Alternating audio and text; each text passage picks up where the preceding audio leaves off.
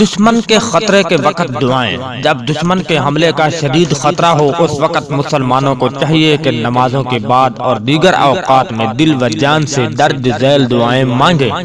قرآن کریم اور رسول کریم صلی اللہ علیہ وسلم سے ایسے ہیں ہی موقع پر ہیں ان دعاؤں کا مانگنا ثابت ہے، جیسا کہ حسبنا اللہ و نعم الوکیل، اللہ تعالی ہمارے لیے کافی ہے اور وہی بہتر مددگار ہے۔ پھر دوسری دعا اللہم استر عوراتنا و آمن روعاتنا، اے اللہ ہماری پردہ پوشی فرما اور ہماری گھبراہٹ کو بے خوفی اور اطمینان میں تبدیل فرما۔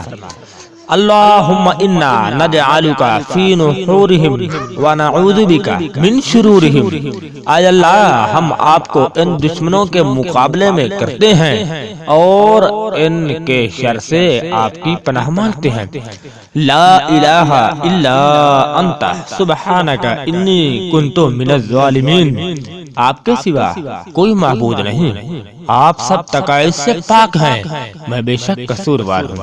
صبح و شام 100 مرتبہ جب یونس علیہ السلام مچھلی کے پیٹ میں تھے تو یہی تسبیح کرتے تھے، تو اللہ تعالی نے یونس علیہ السلام کو